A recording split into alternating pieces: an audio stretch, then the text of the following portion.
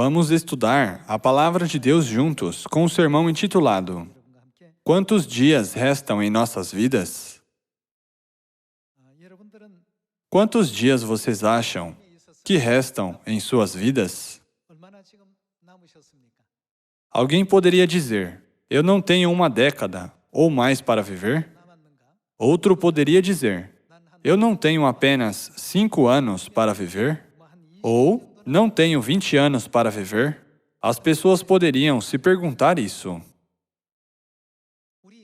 Se soubéssemos quantos dias restam em nossas vidas, por exemplo, se soubéssemos que temos apenas 1 ano para viver, o que faríamos hoje, neste exato momento? Por meio do escritor do livro dos Salmos, foi registrado um apelo por sabedoria para contar os dias restantes de nossas vidas, os dias que nos restam para viver.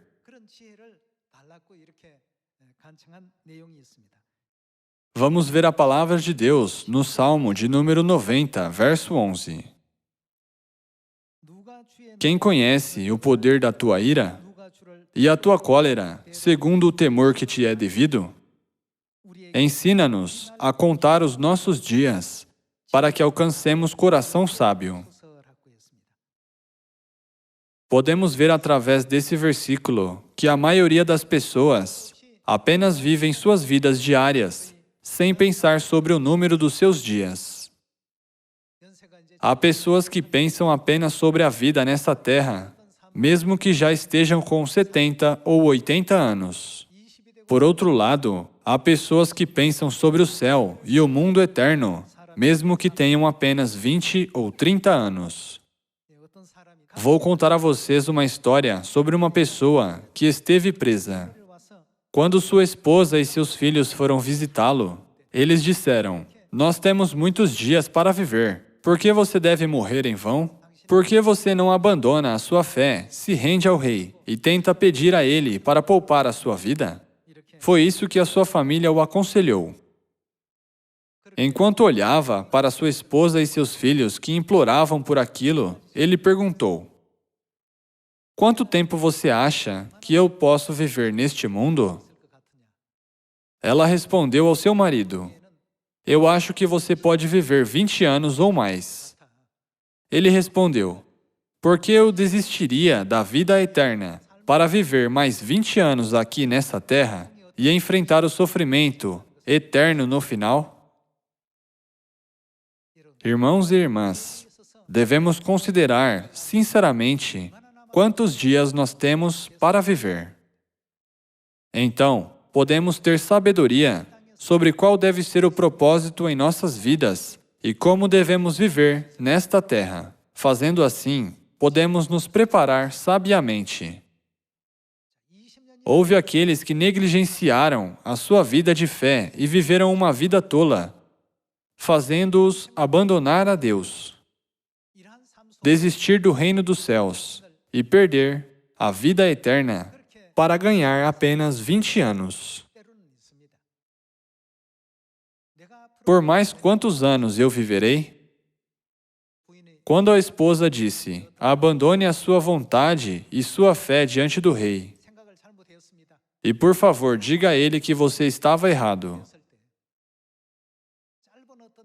Ele respondeu, 20 anos é um curto tempo. Como eu posso desistir da eternidade em troca de mais tempo nesta terra? Esse era o tipo de fé que todos os membros da igreja primitiva tinham. Já que eles não desistiram de sua fé, os membros da igreja primitiva foram severamente oprimidos, recusando serem libertados. Por mais quantos anos eu viverei nesta terra? Para o que eu vou viver? Precisamos pensar assim, pelo menos uma vez em nossa vida. Por isso, o Salmo de número 90, verso 12, diz, ensina-nos a contar os nossos dias, para que alcancemos coração sábio. Vamos supor que você tem apenas 20 anos para viver. Para desfrutar desses 20 anos, você tenha desistido da sua fé, desistido de ser profeta de Deus e desistido da missão do Evangelho que Deus confiou a você. Depois desse tempo, que tipo de vida estaria esperando por você? Por isso, o escritor do livro dos Salmos nos ensinou a contar os nossos dias para que possamos ter um coração sábio. Irmãos e irmãs, esse é um ensinamento muito importante, não é? Mesmo que eu não tivesse contado uma história sobre alguém, devemos pensar: quantos dias nos restam para viver nesta terra? Que tipo de escolha devemos fazer hoje para as nossas vidas? Para o bem de uma vida momentânea, podemos desistir da vida eterna que Deus preparou, prometeu e garantiu? Eu peço outra vez que contem os seus dias a partir deste momento e tenham um coração sábio, para que vocês possam entrar com confiança no eterno reino dos céus. Vamos para a segunda epístola aos Coríntios, capítulo 4, versículo 16. Por isso, não desanimamos. Pelo contrário, mesmo que o nosso homem exterior se corrompa, contudo, o nosso homem interior se renova de dia em dia, porque a nossa leve e momentânea tribulação produz para nós eterno peso de glória, acima de toda a comparação, não atentando nós nas coisas que se veem, mas nas que se não veem, porque as que se veem são temporais e as que se não veem são eternas. Quando contamos os dias restantes nesta terra, mesmo que vivamos até 100 anos não é muito tempo. Até isso é um curto tempo. Então, como podemos desistir da vida eterna por essa vida temporária? A vida eterna está esperando por nós.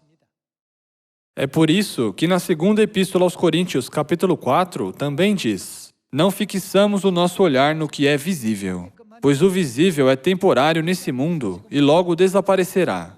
Ao contrário, nós fixamos nossos olhos no que não é visível, porque o que se vê é temporário e o que se não vê é eterno.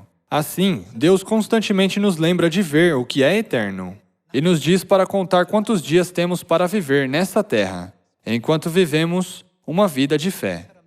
Algumas pessoas chegaram à idade de aposentadoria depois de trabalhar por toda a vida. Outros ainda trabalham porque eles têm tempo e força para isso. Porém, eles estão na mesma situação. Mesmo que você viva mais 20 anos nessa situação, qual será o significado desse tipo de vida a vocês durante esses 20 anos, se você negar a Deus e se recusar a viver uma vida justa? Então, o que é considerado como viver uma vida justa? Qual deve ser o propósito de nossas vidas? Há vários tipos de trabalho que podemos escolher em nossa vida. Há uma variedade de ocupações nesse mundo, como presidente, primeiro-ministro, políticos, empresários, líderes religiosos, profissionais legais, advogados, professores e muito mais. Há ocupações que foram criadas para a necessidade da vida enquanto vivemos na Terra. Nós somos muito dedicados a viver nossas carreiras nessa Terra. Mas tudo, no final, não chega ao fim. Tudo tem um tempo limite. Não há ninguém que possa trabalhar por toda a sua vida. Quando as pessoas chegam à idade de aposentadoria, elas não têm escolha a não ser se aposentar. Porém, quando vemos as palavras de Deus, devemos pensar e nos perguntar: o que estamos realmente fazendo nesse momento para se preparar para a vida eterna? Quantos dias restam em nossas vidas? Devemos viver com esse tipo de mentalidade. Então, podemos entender e compreender por que Deus nos ensina: não se preocupe com os momentos fugazes nesta terra, e sim, se torne aquele que se prepara para algo eterno. Não podemos? Vamos continuar com a segunda epístola aos Coríntios, capítulo 3, versículo 6. O qual nos habilitou para sermos ministros de uma nova aliança.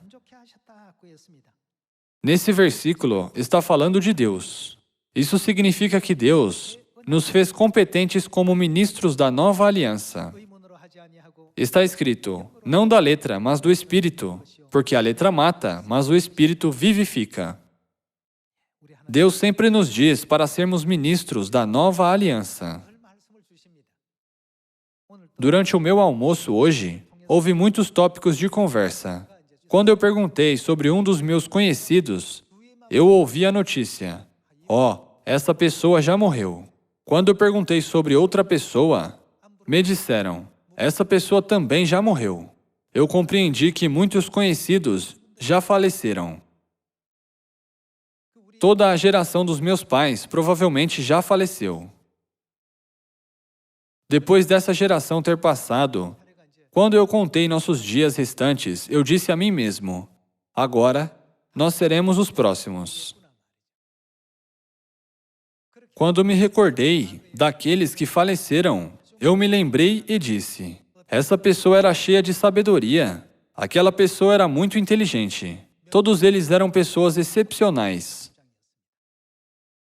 Porém, onde eles estão agora? Seus corpos físicos voltaram ao pó. Porém, aqueles que estavam na verdade foram abraçados pelo nosso Pai Celestial. Sobre essa vida física, até as pessoas no mundo expressam que ser inteligente, rico ou poderoso é transitório e sem sentido, não é? É sem sentido. Porém, aqueles que andaram na vida da fé, nesta terra, deixaram para trás lindos e bons frutos. Todo o resto é esquecido e sem sentido, mas os frutos que eles trouxeram aos braços de Deus durante a sua vida ainda permanecem na verdade. Quando eu olho para os seus frutos, eu penso sobre por que Deus nos diz para pregar o Evangelho. Eu fui lembrado do motivo mais uma vez. Quando vemos a segunda epístola aos Coríntios, capítulo 3, está escrito: o qual nos habilitou para sermos ministros de uma nova aliança. Há muitas profissões nesta terra, e a maioria das pessoas apenas se dedicam para suas carreiras para viver essa vida momentânea. Porém, por que eles não podem aproveitar a oportunidade para se esforçar para o que é eterno? Vamos continuar com as palavras de Deus, indo para o Evangelho de Marcos, capítulo 16. No capítulo 16, versículo 15, está escrito: e disse-lhes: ide por todo o mundo e pregai o Evangelho a toda criatura. Pregue o Evangelho a toda criatura significa pregar o Evangelho a todos os povos no mundo. Quem crer e for batizado será salvo. Quem, porém, não crer, será condenado. Quando Deus nos enviou para um lugar chamado Terra, Ele nos enviou para um local de trabalho para fazermos esse tipo de obra. Já que Ele enviou a todos nós a este mundo, no nosso trabalho, onde pregamos o Evangelho a todas as pessoas, não podemos descansar até essa missão ser concluída. Não está escrito que quando formos para o eterno céu, nós descansaremos para sempre? É por isso que Deus diz: ide por todo o mundo e pregai o Evangelho a toda criatura. Quem crer e for batizado será salvo. Quem, porém, não crer será condenado. Sendo professores na escola ou trabalhando em nossos empregos, nunca devemos soltar a mão de Deus em nenhum momento. Devemos continuar a entregar a vontade de Deus por meio da pregação. Mesmo para aqueles que são ricos nesta terra, tudo se torna como nada quando eles morrem. O pior é que há muitos casos onde a herança que eles deixam pode fazer com que a relação familiar seja cortada por causa da ganância familiar. Porém, Deus nos deu a missão de ir para o mundo e pregar o Evangelho para toda a humanidade. Não devemos negligenciar a missão que nos guia para a eternidade. Devemos? Quantos dias restam em nossas vidas? O tempo não é o problema. Devemos nos preocupar sobre como devemos viver o resto de nossos dias. Eu creio que a sabedoria para responder essa pergunta é essencial. Vamos ver a segunda epístola a Timóteo, capítulo 4, versículo 1. Conjuro-te perante Deus e Cristo Jesus, que há de julgar vivos e mortos, pela sua manifestação e pelo seu reino. Prega a palavra, insta, quer seja oportuno, quer não, corrige, repreende, exorta com toda longanimidade e doutrina, pois haverá tempo em que não suportarão a sã doutrina. Pelo contrário, cercar-se-ão de mestres, segundo as suas próprias cobiças, como que sentindo coceira nos ouvidos, e se recusarão a dar ouvidos à verdade, entregando-se às fábulas. Tu, porém, sê sóbrio em todas as coisas, suporta as aflições, faze o trabalho de um evangelista, cumpre cabalmente o teu ministério. Quando lemos o versículo 6, há uma cena onde o apóstolo Paulo também contou os dias restantes de sua vida. Quanto a mim, estou sendo já oferecido por libação, e o tempo da minha partida é chegado. Nesse versículo, o tempo da minha partida significa que o tempo de deixar este mundo está próximo. Ele contou os dias de sua vida nesse momento. Vamos continuar com o versículo 7. Combati o bom combate, completei a carreira, guardei a fé. Já agora a coroa da justiça me está guardada, a qual o Senhor reto juiz me dará naquele dia. E não somente a mim, mas também a todos quantos amam a sua vinda. Quando o apóstolo Paulo contou os dias restantes de sua vida, ele soube que o seu tempo na terra estava chegando ao fim. Se ele fosse escoltado para fora da prisão e levado, ele seria executado em breve. Enquanto refletia sobre todas as experiências de sua vida, ele contou os dias restantes que ele tinha para viver. É claro, o apóstolo Paulo poderia ter sido libertado se ele tivesse negado crer em Jesus. Porém, todos os santos não estavam dispostos a escapar da morte por abandonar a sua fé. Qual compreensão fez com que eles tivessem essa firme fé? Há uma diferença incomparavelmente grande entre a duração de nossa vida nesta terra e a duração de tempo para nossa vida no mundo, onde Deus prometeu e preparou para nós irmos. É por isso que o escritor do livro dos Salmos disse: ensina-nos a contar os nossos dias, para que alcancemos coração sábio. Irmãos e irmãs, se você tiver uma semana, um mês ou um ano restante em sua vida, o que você faria? Qual seria a maneira mais sábia para usar o seu tempo restante que você tem em sua vida? As coisas nesta terra não duram para sempre. Não há nada que você possa fazer para sempre, e você não pode ficar na terra para sempre também. Independente do quanto você é experiente ou poderoso nesta terra, você deixará esta terra quando o seu tempo chegar. Não é assim que a vida funciona? É por isso que o Salmo de número 90 diz: pois todos os nossos dias se passam na tua ira. Seria bom se passássemos nossas vidas agradando a Deus. Porém, infelizmente, quando vemos as vidas das pessoas, a maioria delas estão imersas em uma vida que provoca a ira de Deus. Vamos confirmar esse assunto indo para o Salmo de número 90, verso 9. Está escrito no Salmo de número 90, verso 9: pois todos os nossos dias se passam na tua ira, acabam-se os nossos anos como um breve pensamento. Como seria bom se todos os nossos dias passassem sob a felicidade de Deus? Porém, a Bíblia diz: todos os nossos dias se passam na tua ira. Pois todos os nossos dias se passam na tua ira. Acabam-se os nossos anos como um breve pensamento. Os dias da nossa vida sobem a 70 anos, ou, em havendo vigor, a 80. Neste caso, o melhor deles é canseira e enfado. Mesmo esses 70 ou 80 anos passam muito rapidamente, porque tudo passa rapidamente e nós voamos. O tempo passa muito rapidamente. A Bíblia diz: todos os nossos dias se passam rapidamente na ira de Deus. Isso significa que as pessoas não passam seus dias agradando a Deus, fazendo a vontade de Deus. Ao contrário, elas passam seus dias buscando os prazeres mundanos, neste mundo pecaminoso, colocando toda a sua paixão nas coisas desta terra e dedicando toda a sua vida no que é temporário. Portanto, nós devemos despertá-las.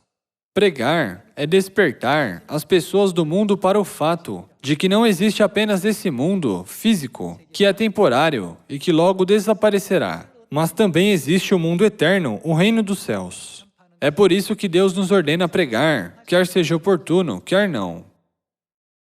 Vamos pensar nesta terra como um lugar aonde nós viemos para trabalhar.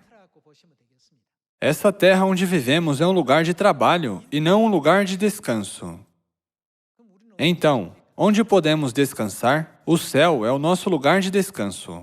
O céu é o nosso lugar de descanso e a terra é o nosso lugar de trabalho. Podemos agradar a Deus quando trabalhamos diligentemente em nosso trabalho nessa terra. Assim, nossos dias podem passar sob a felicidade de Deus. Nós, cristãos, devemos distinguir primeiro os diferentes conceitos de tempo. O tempo no céu e o tempo na terra.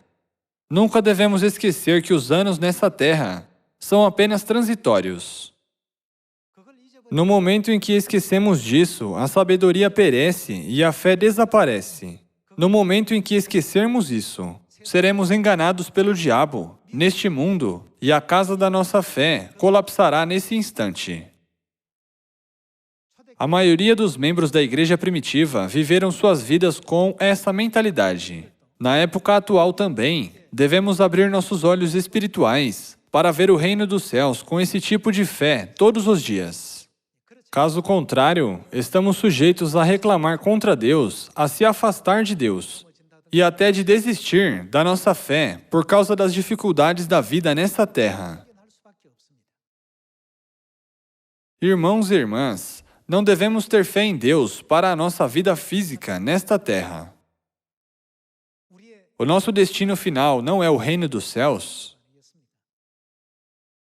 Lembrando que desfrutaremos da vida eterna e da felicidade eternamente, com o Pai Celestial e a Mãe Celestial, no céu. Não tenhamos desejos para esse mundo, ou não sejamos gananciosos por qualquer coisa nesta terra, nem caiamos nas tentações desse mundo, que guiará a nossa vida de fé para o caminho destrutivo. Isso é absolutamente perigoso. Eu não estou dizendo que não devemos trabalhar para a nossa vida física. Devemos trabalhar duro e ser fiéis no trabalho. Porém, não devemos ser consumidos pelo nosso trabalho, se esquecendo do propósito fundamental de nossas vidas. Considerando isso outra vez, vamos ser aqueles que se dedicam para salvar o mundo inteiro, como obreiros da nova aliança que agradam a Deus. Quando tudo passar, nós saberemos que passamos o nosso tempo fazendo a obra mais importante nessa terra. Esse dia está chegando muito em breve. Vamos para a Epístola aos Hebreus, capítulo 11, versículo 33. Os quais, por meio da fé, subjugaram reinos, praticaram a justiça, obtiveram promessas, fecharam a boca de leões, extinguiram a violência do fogo, escaparam ao fio da espada, da fraqueza, tiraram força, fizeram-se poderosos em guerra, puseram em fuga exércitos de estrangeiros. Mulheres receberam pela ressurreição seus mortos. Alguns foram torturados, não aceitando o seu resgate, para obterem superior ressurreição. Outros, por sua vez, passaram pela prova de escárnios e açoites, sim, até de algemas e prisões.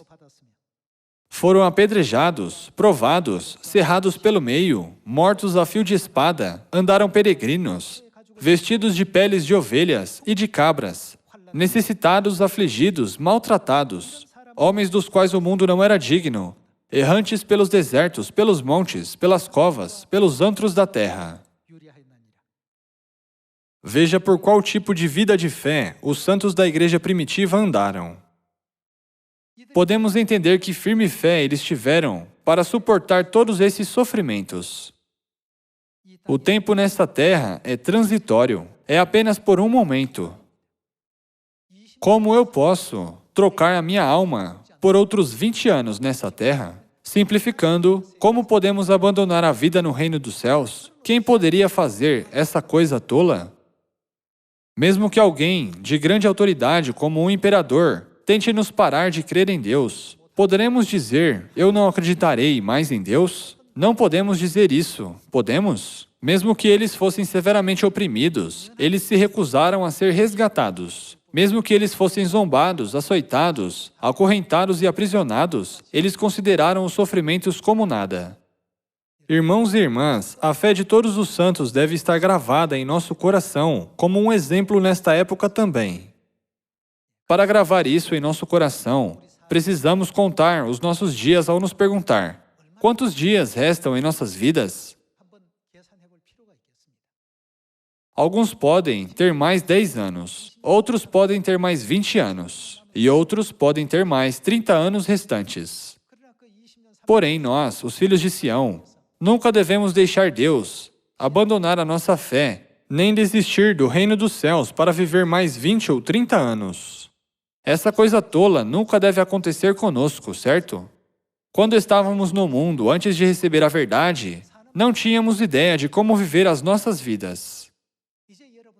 Porém, agora vocês não estão ouvindo e aprendendo todos os dias, através das palavras de Deus, como viver no reino dos céus, além de como viver neste mundo? Vamos ser aqueles que podem viver para o mundo espiritual. Se decidirmos viver dessa forma, a Bíblia diz que devemos carregar a nossa cruz e uma vida de sofrimentos nos acompanhará. Porém, também está escrito que o sofrimento presente não pode ser comparado com a glória a ser revelada em nós no futuro. Vamos para a Epístola aos Romanos, capítulo 8, versículo 16. O próprio Espírito testifica com o nosso espírito que somos filhos de Deus. Ora, se somos filhos, somos também herdeiros, herdeiros de Deus e co-herdeiros com Cristo. Se com Ele sofremos, também com Ele seremos glorificados. Porque, para mim, tenho por certo que os sofrimentos do tempo presente não podem ser comparados com a glória a ser revelada em nós. Portanto, mesmo que os santos da igreja primitiva fossem punidos duramente, eles se recusaram a ser resgatados. Mesmo que fossem zombados, açoitados, presos e enfrentassem todo tipo de prova, eles diziam, logo iremos para o eterno reino dos céus. Digamos que nós neguemos a Deus, desistamos da nossa fé e vivamos mais 10 anos na terra. Que alegria essa vida traria para nós? Isso nos trará felicidade? Já que eles tinham essa fé firme, está escrito que o mundo não era digno da fé deles. Vamos para a Epístola aos Colossenses, capítulo 1, versículo 22. E a vós outros, também que outrora erais estranhos e inimigos no entendimento, pelas vossas obras malignas. Agora, porém, vos reconciliou no corpo da sua carne, mediante a sua morte, para apresentar-vos perante ele santos, inculpáveis e irrepreensíveis, se é que permaneceis na fé, alicerçados e firmes, não vos deixando afastar da esperança do Evangelho que ouvistes e que foi pregado a toda criatura debaixo do céu, e do qual eu, Paulo, me tornei ministro. Agora me regozijo nos meus sofrimentos por vós, e preencho o que resta das aflições de Cristo na minha carne, a favor do seu corpo, que é a igreja. O apóstolo Paulo aceitou de bom grado o fato de que ele tinha que sofrer todos os dias para o bem dos santos e da igreja. Versículo 25, da qual me tornei ministro, de acordo com a dispensação da parte de Deus, que me foi confiada a vosso favor, para dar pleno cumprimento à palavra de Deus.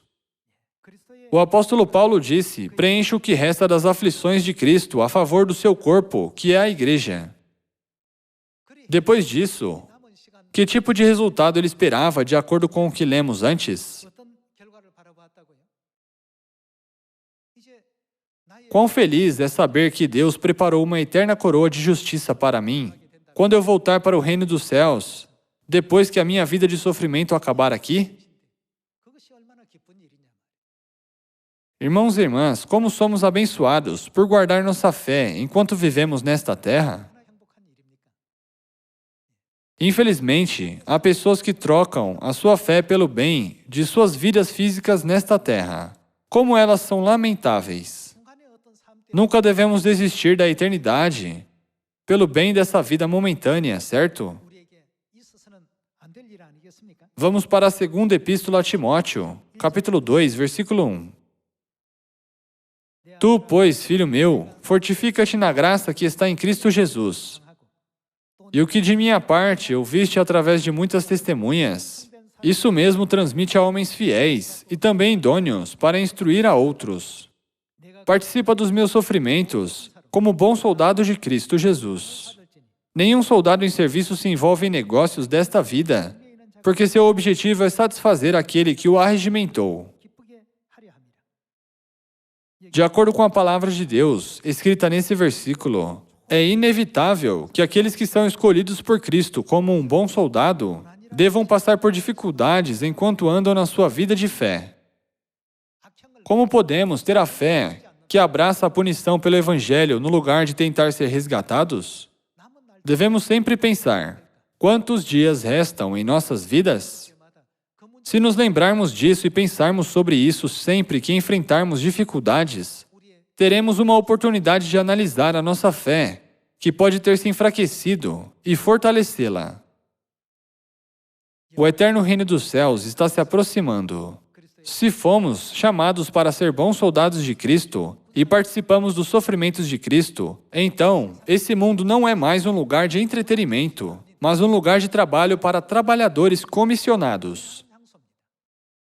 Se as pessoas vêm a esse lugar de trabalho, mas descansam e ficam parados sem trabalhar, então elas são aquelas que passarão o resto de suas vidas sob a ira de Deus. Eu espero que este seja um ano abençoado, onde nos esforçaremos para pregar a glória do Pai Ansanron e da Mãe Celestial Nova Jerusalém, em Samaria e até aos confins da terra, com a sabedoria de nos perguntarmos: quantos dias restam em nossas vidas? Dando toda a glória a Deus, eu concluo o sermão de hoje. Muito obrigado.